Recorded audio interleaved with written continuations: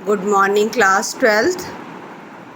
इससे पहले की क्लास में मैंने आपको दासी कहानी की घटना जो बताई थी वो छठी घटना तक कंप्लीट होने वाली थी।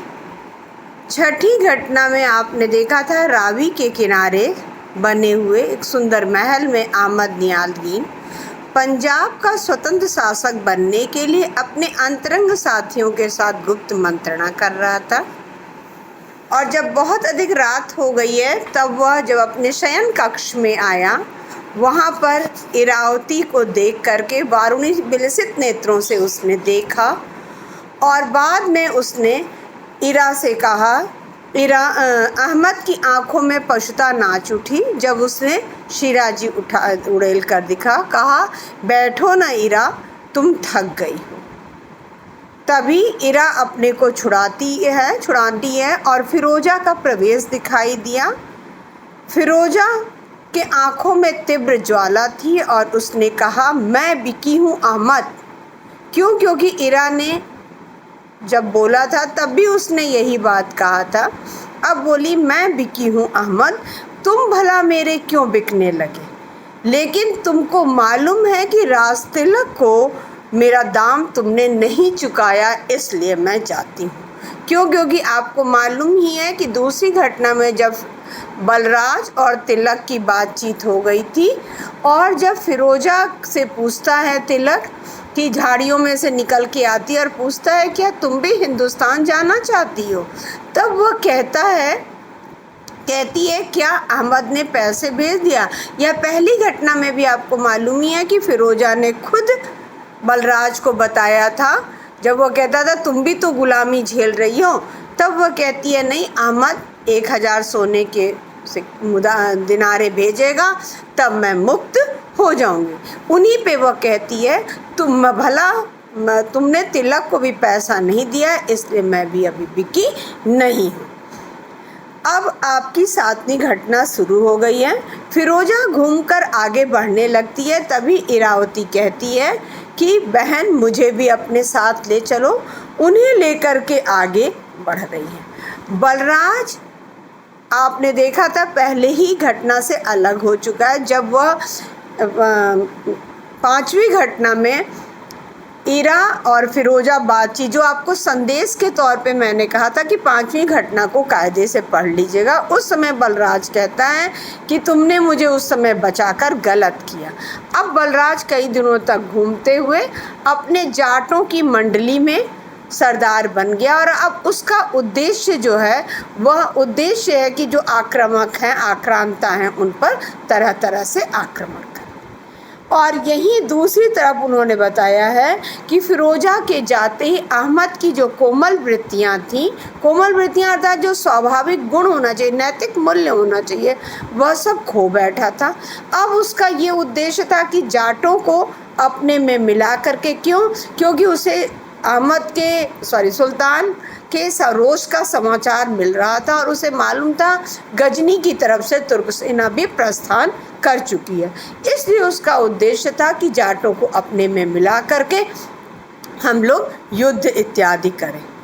अब वह लोग घने जंगल की तरफ आ रहे हैं। वहाँ पर एक पेड़ की डाल के नीचे इरा और फिरोजा बैठी। घोड़े के टापों के जब शब्द सुनाई देते हैं तो दोनों हड़बड़ाकर उठ जाती हैं।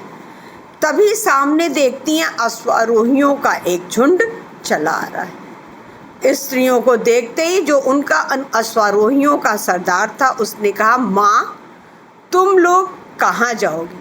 माँ, हमारे यहाँ भारतीय संस्कृति में स्त्री को आदर के संबोधन के कारण कहा गया है। इसलिए उन अश्वारोहियों के सरदार ने कहा, तुम लोग कहाँ जाओगी?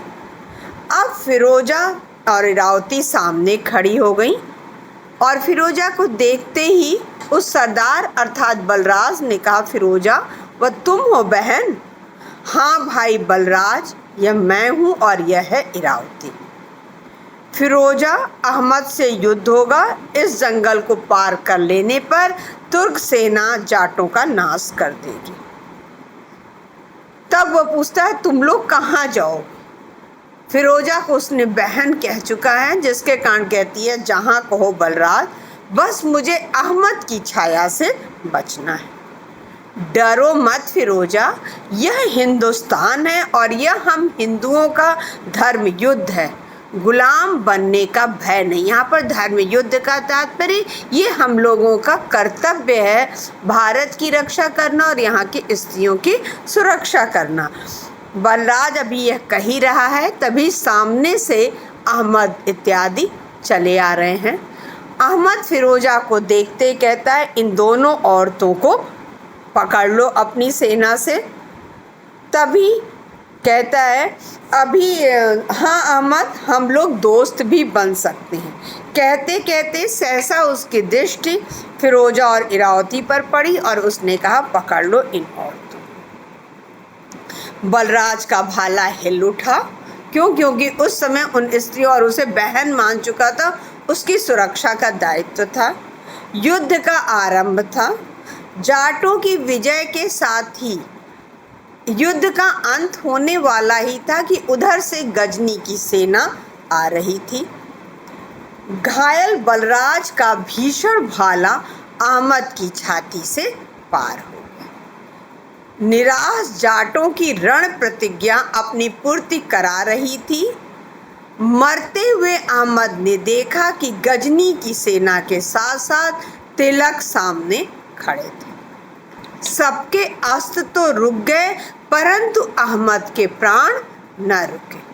सबके अस्त्र तो रुक गए, परंतु अहमद के प्राण न रुके। क्यों? क्योंकि तिलक भी देख रहा है यहाँ पर बलराज, और उधर जो अहमद आ रहे हैं, अहमद का और जाटों का युद्ध हुआ था, जिसमें कि घायल बलराज ने जो भाला फेंका वो सीधे अहमद के ही सीने पर लगा, जिसके कारण उन्होंने कहा कि तिलक तो सामने खड़े थे, सबके अस्त्र तो रुक गए, परंतु अहमद के प्राण न रुके।